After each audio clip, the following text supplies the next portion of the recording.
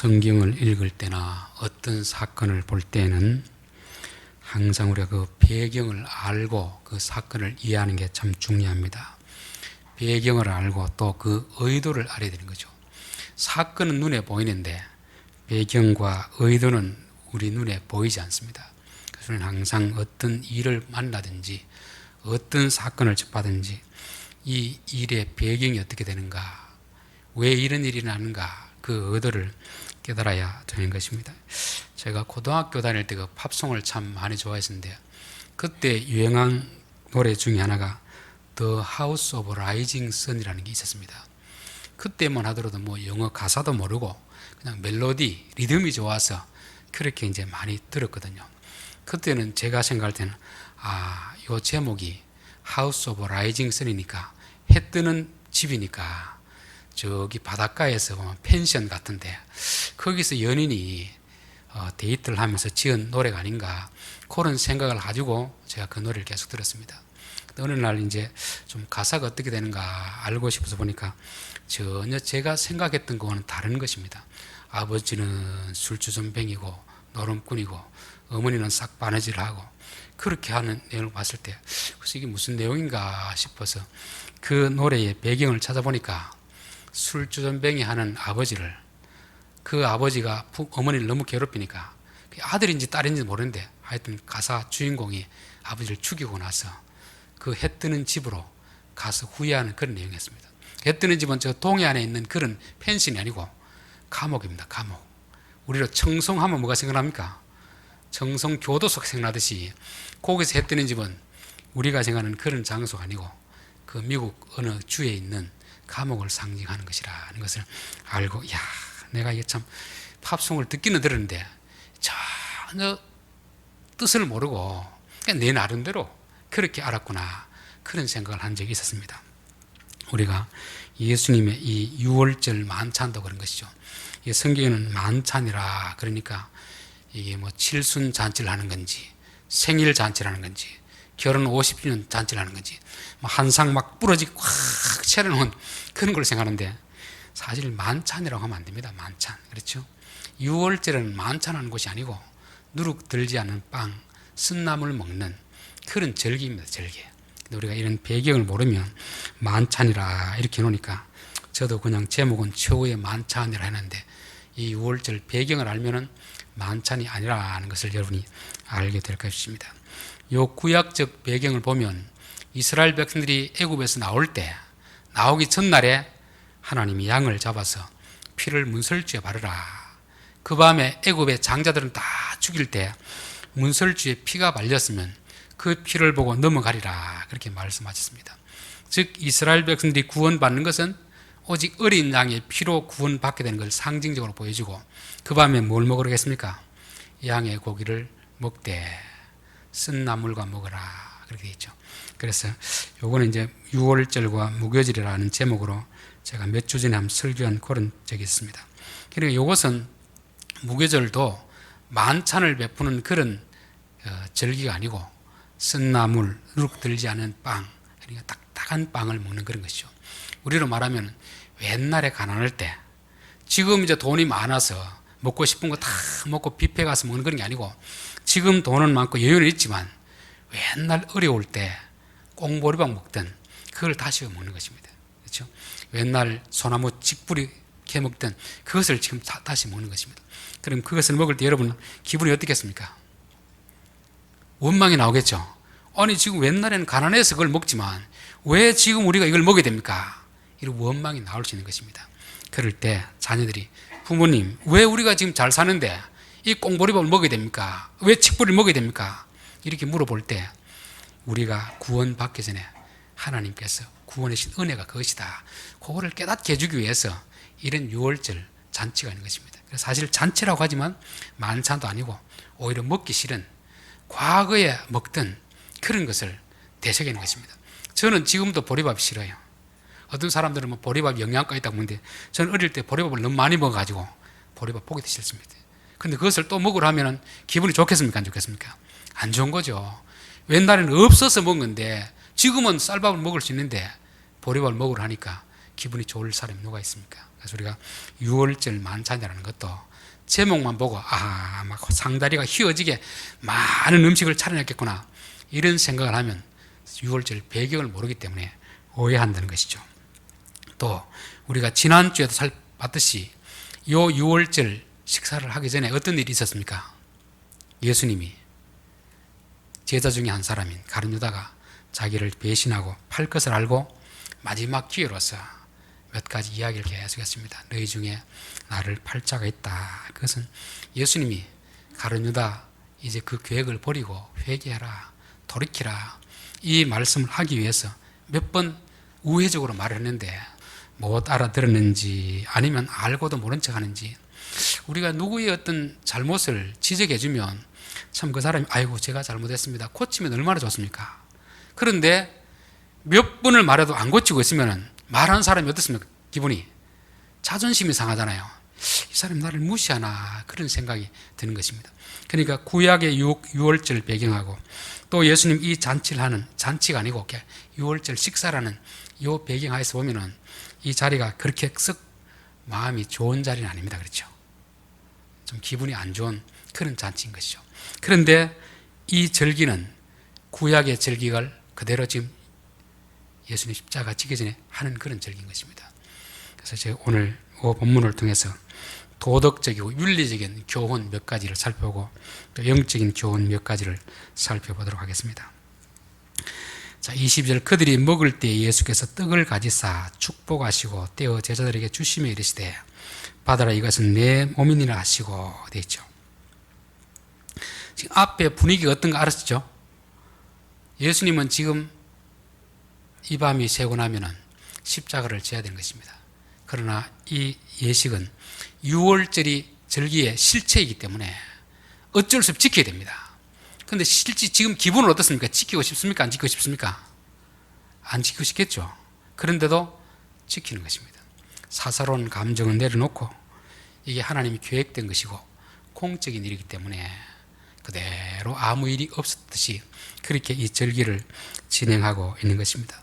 이게 공인의 자세죠. 공인의 자세. 그렇죠. 집에서 부부싸움하고 왔더라도 공적인 자리에 와서 어떻게 됩니까? 기분은 상했더라도 또 웃으면 이야기해야 되잖아요. 그래서 저는 설교 전에 토요일이라든지 수요일 전에는 웬만하면 사람을 잘 안 만나려고 합니다. 가족도. 왜? 꼭 설교하기 전에 보면 다툴 일이 생기거든요. 그럼 다투고 나면 마음이 상하면 설교하러 올라와가지고 자신 있게 할 수가 없어요. 뭐 예수님이야 이렇게 감정 조절이 쉬운데 우리는 보통 그렇게 안 되잖아요. 막 기분이 상한 상태에서 뭐 이 공적인 자리에 와서 이야기하려고 하면은 이게 잘 안 되잖아요. 잘 안 되지면 어떻게 해야 됩니까?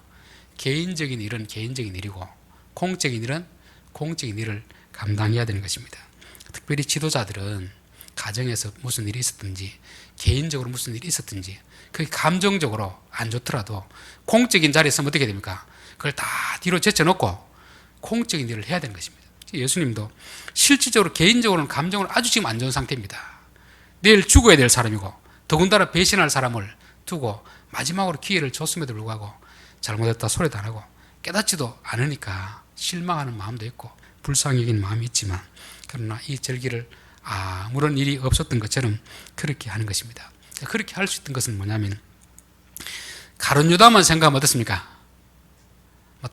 이 절기고 뭐 다 때려치우고 싶죠. 그렇죠? 누구를 생각하면 또 힘이 납니까? 앞에 있었던 마리아 같은 사람을 보면은 또 힘이 나는 것입니다. 우리 앞에는 항상 이 두 부류의 사람이 있습니다. 어떤 일을 하려고 할 때 그 일을 하지 못하도록 감정을 부추기는 자존심을 상하게 하는 이런 사람들이 있고 또 이 일을 위해서 미리 300데나리온을 들여서 예수님의 장례를 준비하는 그런 여자도 있는 것입니다. 그래서 마리아를 생각하며 이 일을 할 수 있는 것이고 가룟 유다를 생각하면 집어치우고 싶고 그런 것입니다. 부부싸움을 해서 마음에 안 들고 막 금방 이혼하고 싶다가도 누가 보면 또 다시 살아야 됩니까? 자식들 보면 또 살아야 되잖아요. 그렇죠? 둘이 마음 안 맞아 그렇게 살다가도 자식들 보면 그래 살아야지. 내가 헤어지고 딴 여자가 들어오고 딴 남자가 들어오면 이 자식들이 어떻게 되겠는가 그렇게 생각해서 살잖아요. 그래서 우리 지금 위의 세대들은 다 그 마음 가지고 살았습니다. 남자도 하루에 사표를 몇 번 쓰죠? 아침에 쓰고 저녁 때 쓰고 윗사람에게 상사한테 잔소리 들을 때마다 이놈 사표를 언제 내놓나 싶지만 또 누구를 생각하면 집에 있는 마누라, 자식 생각하면 그래도 내가 이래라도 버텨서 직장을 다녀야지 이들이 먹이 살릴 거 아닌가, 그 생각으로 사는 것입니다. 우리가 살아가면서도 이런 일이 얼마나 많이 있습니까? 그렇죠? 감정적으로 뒤집어져가 성질내고 싶은 그런 상황이 있지만, 그러나 가룟 유다만 보면 감정이 상하지만 또 마리아 같은 사람을 보면 우리가 또 침착하게 참고 이 일을 해나갈 수가 있게 되는 것입니다. 자, 그리고 예수님이 어떻게 합니까? 축복하여, 그래서 축복하시고 되어 있죠. 축복하시고. 자, 이게 감정적으로도 지금 안 좋은 상태이고, 유월절은 만찬이 아니고 식은 밥 덩어리 먹는 것입니다. 꽁독 보리밥 먹는 그런 상황인 것입니다. 그러면 감사가 나올까요, 안 나올까요? 감사가 나올 수가 없잖아요. 뭐 뷔페 가가지고 큰 잔치하면, 이야, 우리 자식들이 나를 위해서 이렇게 회갑 잔치를 해주는구나, 이러면 감사가 되는데, 칠순 하든지 뭐 팔순 하든지 이런데 어머니 옛날에 드시던 꽁독보리밥 맛보십시오, 이렇게 차려놓으면 감사가 되겠습니까? 안 되잖아요. 그렇죠? 그런데 예수님은 앞에 감사하는 것입니다. 남편이 직장에서 상사에게 막 잔소리 듣고 스트레스 받아왔는데 집에 오니까 아내가 없습니다. 밥도 없습니다. 냉장고 열어보니까 식은 밥 덩어리 하나 있습니다. 그럼 그걸 하나 내 먹으면서 감사하고 먹겠습니까? 원망하고 먹겠습니까? 감사하고 먹어야 되죠. 그렇죠? 상황은 원망할 상황인데 감사를 해야 그게 우리 몸에서 영양가가 되지, 원망하면 그게 독이 되는 거예요. 독. 그렇죠? 여기도 6월절에 지금 떡만 있고 양도 없잖아요. 그렇죠? 양도, 고기도 없습니다. 그 꽁독보리밥, 그 식은 밥 하나 하고, 그렇죠? 뭐 물, 뭐 포도주 몇 잔, 이걸 준비해 놓고도 예수님은 감사하는 것입니다. 수고한 사람의 수고에 대해서 하는 것입니다. 너희들 이 자리 잡는 것도 수고했고, 작지만 이 음식 준비하는 것도 수고했다. 그래서 사람들에게 감사하는 것입니다. 요게 보면 여기 있으면 그런 게 아니고 오병이어의 사건에도 그렇습니다. 오병이어의 사건. 5,000명이, 남자만 5,000명이잖아요. 그럼 여자하고 합치면, 아들하고 합치면 적어도 10,000명, 20,000명 될 수 있거든요. 그래서 제자들에게 너희들이 좀 먹을 것을 구해와봐라. 물론 테스트 한다고 그래 왔지만 적어도 구해 오려면 어느 정도 구해 와야 되겠습니까? 5,000명만 잡아도 몇 명분을 구해오고 내놔야 되겠습니까?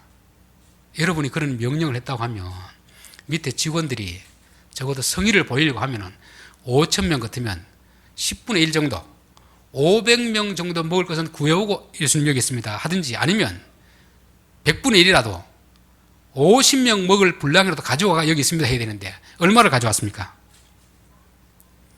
어린아이 도시락 하나, 그걸 가지고 예수님 앞에 내놓는 안드레도 참 내가 봐도 대단한 사람입니다. 그걸 어떻게 내놓습니까? 창피해서라도. 그렇죠? 근데 그걸 내놓습니다. 근데 예수님 어떻게 합니까? 걸고 감사하시고. 우리 같으면, 제가 만약 그랬으면 이거를 지금 내놓나, 창피하지도 않느냐, 이걸 지금 요 몇 명인데, 이거 5,000명인데 지금 도시락 하나 내놓고 이걸 했다고 하느냐, 그렇게 책망할 수 있는데 예수님이 그 앞에서 어떻게 합니까? 감사하잖아요. 감사. 우리는 어떤 상황 가운데서도 원망할 게 없습니다. 그렇죠? 감사함으로 하나님께 기도하면 하나님이 은혜를 베풀어 주시는 것입니다. 그래서 절대 환경에서 아무리 어렵더라도 원망하지 말고 뭐 해야 됩니까? 감사하자. 이게 오늘 제가 생각한 윤리적인 교훈인 것입니다. 어떤 공적인 일 앞에서 내 감정대로 사사로 행동하지 말고, 또 내 힘들게 하는 그 사람 생각하지 말고, 누가? 마리아를 생각. 마리아. 남편들 사표 쓰고 싶을 때도 나를 괴롭히는 상사 생각하지 말고 누굴 생각해야 됩니까? 집에 있는 마누라, 자식을 생각하면 참을 수 있잖아요. 그렇죠? 그래서 살아가면서도 교인 관계도 마찬가지입니다. 어떤 교인들은 힘들게 하는 교인이 있을 수 있습니다. 그렇죠? 그러나 또 나에게 힘이 되는 그런 교인이 있잖아요. 그래서 우리가 그런 사람들, 힘들게 하는 사람을 생각하지 않고 힘이 되어주는 그런 사람을 생각하면서 참아야 되고, 우리가 또 남에게 어떻게 해야 됩니까? 가룟 유다 같은 사람이 되어야 되겠습니까? 마리아 같은 사람이 되어야 되겠습니까? 마리아 같은 사람이 되어야 되겠죠. 자, 그 다음 세 번째는 이제 오늘 이 6월절 절기에 대해서 영적인 의미를 살펴보겠습니다. 자, 6월절은 떡을 먹느냐, 잔을 마시냐, 이게 중요하지 않습니다. 그것이 가지는 의미가 더 중요한 것이죠. 그렇죠? 밥 한 끼 먹고 안 먹고 그게 뭐 중요합니까? 그렇죠? 왜 이런 것을 하게 하는가? 이게 더 중요한 것이잖아요. 자, 예수님이 떼어 제자들에게 주시며 이르시되 받으라, 이것은 내 몸이니라. 비록 떡을 먹는데 이것은 뭐라는 겁니까? 내 몸이다, 내 몸. 물론 떡이 예수님 몸이란 건 아닙니다. 떡을 먹으면서 너희들이 내 몸을 먹는다고 생각해라. 그렇게 하는 거죠. 원래 유월절 절기에는 뭐가 있어야 됩니까? 고기가 있어야 돼요. 고기. 그런데 고기는 준비 안 했습니다. 그럼 너 왜 고기도 준비 안 했느냐? 책망할 수 있는데 고기 안 해도 책망하지 않습니다. 상황이 있으면 고기 못 할 수도 있잖아요. 왜냐하면 고기나 떡이나 잔이나 그건 하나의 상징. 실체가 중요하잖아요. 제가 손가락으로 저기 저 스픽을 가리킬 때 손가락을 가리킬 수도 있고 다른 지휘봉을 가리킬 수도 있고 그거는 중요한 건 손가락이나 지휘봉이 중요한 게 아니잖아요. 실체가 중요해요. 실체. 그렇죠. 여기서 뭐 고기를 준비했느냐 떡을 준비했느냐 이게 중요한 게 아니고 이게 뭘 의미하느냐 이게 중요한 것입니다. 그래서 유월절 고기는 제자들이 준비하지 않았지만 예수님이 자신이 유월절 양이 되었습니다. 우리는 이제 하루의 시작이 아침부터 다음 날까지잖아요. 유대인들은 어떻습니까? 해가 진 저녁부터 다음 날 해가 지기 전까지니까. 오늘 밤에 지금 이 일이 있으면 예수님 언제 돌아갔습니까? 내일 낮에 돌아갔죠. 근데 우리는 다음 날인데 유대인들의 생각을 보면 이건 같은 날입니다. 하루예요. 유월절 그 날에 자기 몸이 양이 되는 것입니다. 그거를 하기 때문에 이게 뭐 고기를 준비했느니 안 했느니 이런 거 따질 게 아니라는 거죠. 이 떡이 무엇을 말하는가, 이 잔이 무엇을 말하는가, 그 의미를 살피는 것이 더 중요한 것입니다.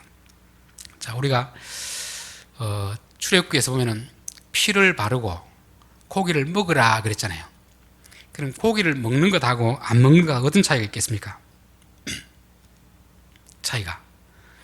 피를 바르는 것은 양이 나를 위해 죽었습니다. 그렇죠? 감사한 일이잖아요.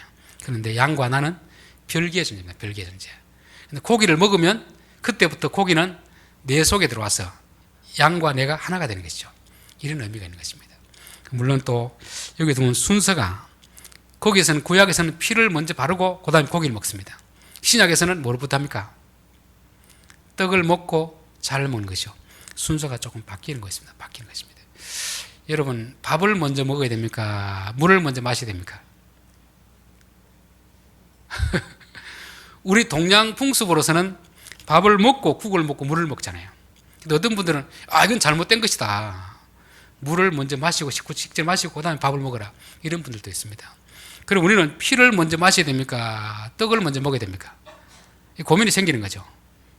그건 상황에 따라 좀 다릅니다. 구약에는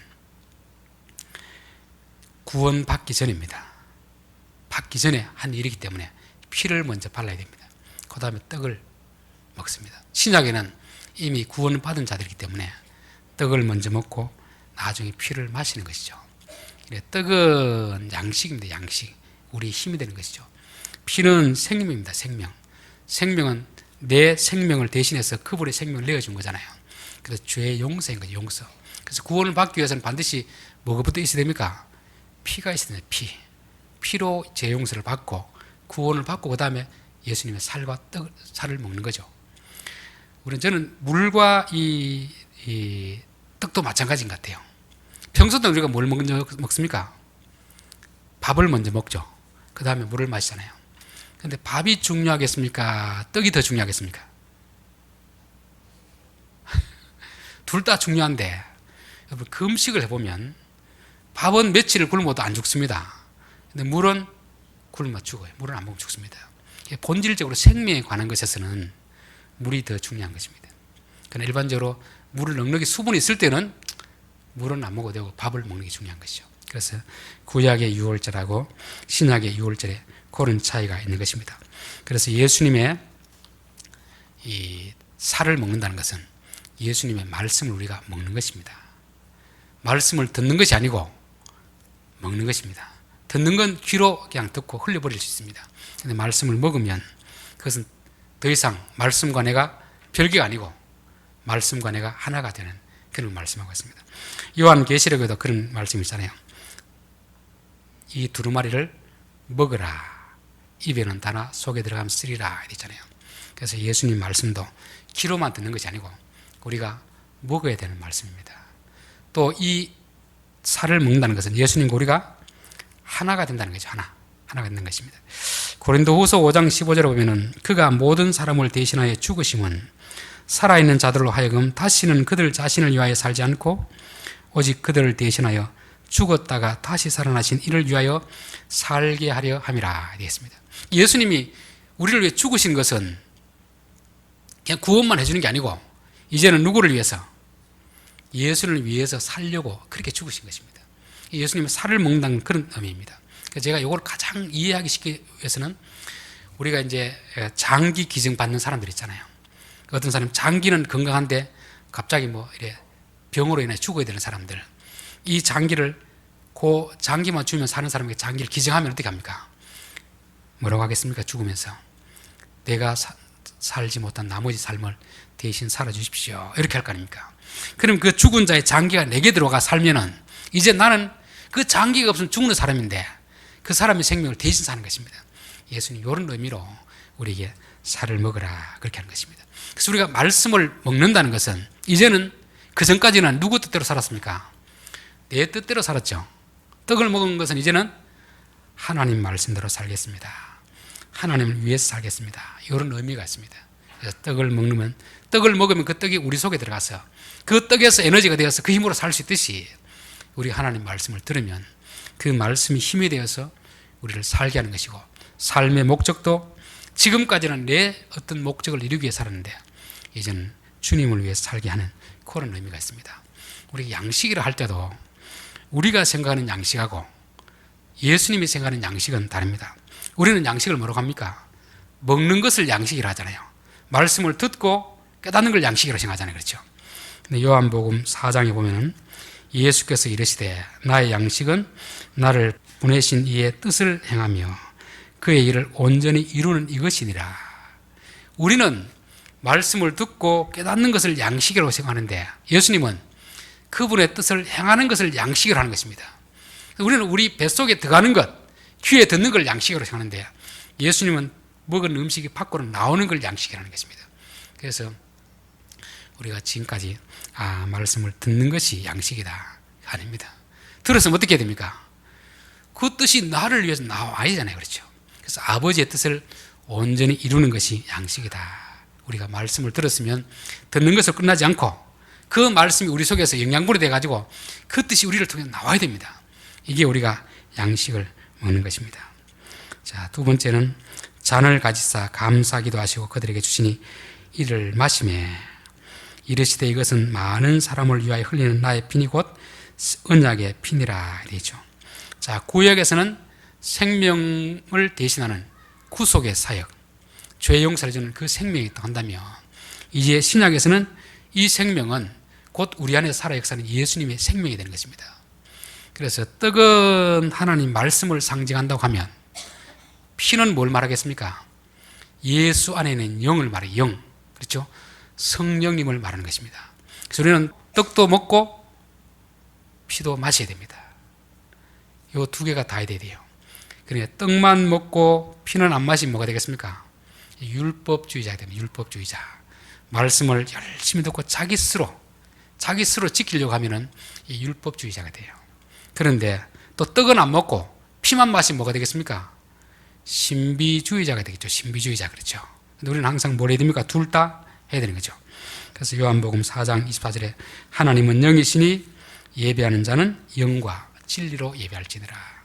우리는 떡도 먹어야 되고 피도 마셔야 되고 그런 것입니다. 말씀도 듣고 깨달아야 되고 성령님도 우리 안에 모셔드려야 되는 것입니다. 그분이 실제적으로 그 말씀이 이루어지게 하는 거죠. 그래서 우리가 진실로 그 말씀이 우리 안에서 녹아지기 위해서는 성령님을 받아들이는 이런 역사가 있어야 되는 것입니다. 자, 25절 진실로 너희에게 이르노니 내가 포도나무에서 난 것을 하나님 나라의 새 것으로 마시는 날까지 다시 마시지 아니하리라 하시니라. 예수님은 나는 이 포도주 안 마신다. 포도주는 술이 아닙니다. 이스라엘 나라에서 음료수이고 기쁨을 상징하는 것입니다. 잔치 자리에 꼭 있어야 되는 걸 말하고 있습니다. 그렇지만 나는 안 마시겠다. 왜 안 마시겠다는 겁니까? 하나님 나라에서 새 것으로 마시는 날 때까지 이것을 내가 절제하고 안 마시겠다는 것입니다. 이게 예수 믿는 사람들의 삶입니다. 고린도전서 9장 25절에 보면은 이기기를 다투는 자마다 모든 일에 절제하느니. 하나님 나라의 상을 받기를 원하는 자마다 이 땅에서 할 수 있는 것을 절제하는 절제. 모세는 하나님 나라의 상을 받기 위해서 애굽의 모든 보화를 버렸다고 했습니다. 버리고 이스라엘 백성들과 함께 고난당하는 것을 택했다고 했습니다. 예수님도 그거를 말씀하고 있는 거죠.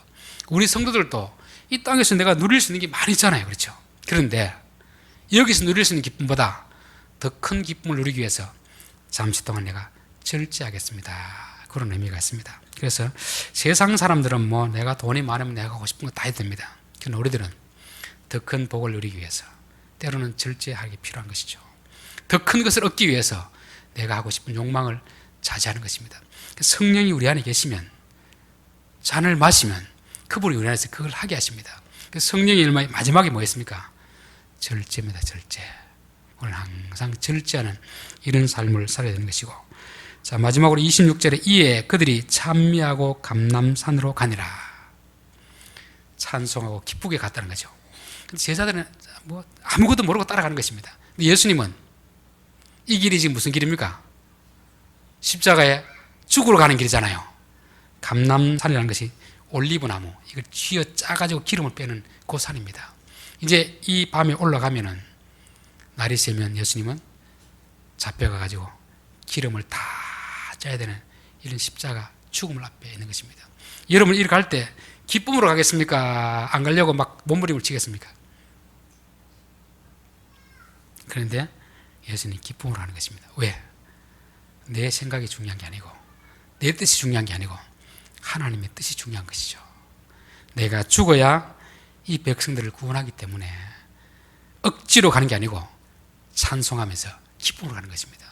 저는 우리 예수 믿는 사람들이 이 정도까지는 안 되더라도 어떤 일을 하나님 하기를 원하면 저는 마지 못해 속 코 끌리가듯이 이리 가는 게 아니고 어떻게? 기쁨으로. 주님이 원하시면 제가 기쁨으로 달려가겠습니다. 내가 희생하겠습니다. 내가 손해보겠습니다. 죽으라면 내가 죽겠습니다. 이게 예수님이 지금 만찬을 마치고 올라가는 그 발걸음인 것입니다. 주님 이렇게 할 때는 너희들도 그렇게 하잖아요. 그렇게 하라 하는 거잖아요. 이것을 보고 딱 본을 배운 사람이 스데반입니다. 스데반. 설교를 하고 사람들이 돌을 던져 죽일 때 어떻게 했습니까? 하나님 내 영혼을 받아주십시오.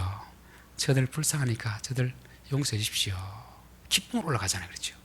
적어도 우리가 하나님의 뜻을 안다면, 그 의를 위하여 핍박당하는 자들에게 어떤 상황이 예비되는 걸 안다면, 우리가 하나님의 뜻이라면 그게 내가 손해보는 길이고 내가 바보 되는 길이고 내가 죽는 그런 길이라도 기쁨으로 달려가는 자가 되어야 될 줄 믿습니다. 결론입니다. 우리 사건을 볼 때 항상 배경을 알아야 되고 의미를 알아야 됩니다. 이 6월절 절기도 모르면 만찬으로 생각합니다. 만찬이 아닙니다. 그렇죠? 최소한의 양식, 가장 가난할 때 먹던 그 양식을 부유할 때 먹으면서 하나님이 우리를 이렇게 구원해 주셨다. 그것을 깨닫게 해주는 그런 것입니다. 이 배경에서는 예수님은 가룟 유다를 생각하면 참 마음이 상했지만, 그는 누구를 보면서? 마리아를 보면서 하나님 뜻을 이루기 위해서 기쁨으로 이 절기를 지키는 것입니다. 또 작은 그런 음식이지만 감사하면서 지키는 것입니다. 우리가 음식 앞에서 절대 원망하면 안 됩니다. 오히려 아무리 꽁독보리밥이 있더라도 식은 밥 등을 내주더라도 하나님 주셔서 감사합니다. 수고한 자들을 생각하면서 그렇게 먹어야 그게 우리에게 좋은 영양분이 되는 것이죠. 또 떡이라 잔이라, 이것은 떡과 잔이 중요한 게 아니고 떡은 뭐라고 했습니까? 예수님의 살을 먹는 거죠. 피는 예수님의 생명을 먹는 것입니다. 이 떡은 예수님의 말씀을 의미합니다. 떡을 먹는 것과 안 먹는 것은 안 먹으면 남남이 되지만 먹으면 이제 운명 공동체가 되는 것입니다. 우리가 말씀을 귀로 듣는 것이 아니고 먹고서 그 말씀이 우리에게서 나와야 됩니다. 이제부터는 내 뜻이 아니고 하나님의 뜻을 깨닫고 내 목적을 위해서가 아니라 하나님의 영광을 위해서 하는 그런 삶이 되도록 이 떡을 먹으라고 하신 것이고, 잔을 마시라 하는 것은 성령님을, 하나님의 영을 우리 마음에 받아들이는 것입니다. 이제는 내가 주인이 아니고 당신이 주인 되어서 내 삶을 이끌어가 주십시오. 그래서 항상 우리는 영과 진리로 예배를 드리고 영과 진리로 하나님을 섬겨야 되는 것을 말씀하고 있습니다. 마지막으로 예수님은 내가 하나님 나라에서 이 포도주를 마실 때까지 여기 있는 포도주 내가 마시지 않겠다. 절제하는 것이 필요합니다. 절제하는 것이. 천국에서 더 큰 상을 받기 원하는 사람들은 땅에서 내가 하고 싶은 거 다 하며 사는 게 아니고 때로는 절제하고 주의 뜻을 이루는 것이고, 또 찬미하면서 감람산으로 갔다는 것은 주님이 원한다면 내가 죽어지는 길이라도 기쁨으로 감당하겠습니다. 그래서 여러분, 이게 하나님 뜻이라고 생각하면 억지로 하지 마십시오. 억지로 하면 덕이 안 됩니다. 하나님, 내가 기쁨을 할 수 있는 믿음을 주십시오.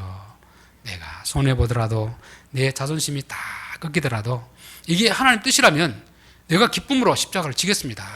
이런 마음으로 갈 때 하나님 그 일을 기뻐하시고 그에 대한 상급을 예비하실 줄 믿습니다. 기도드리겠습니다.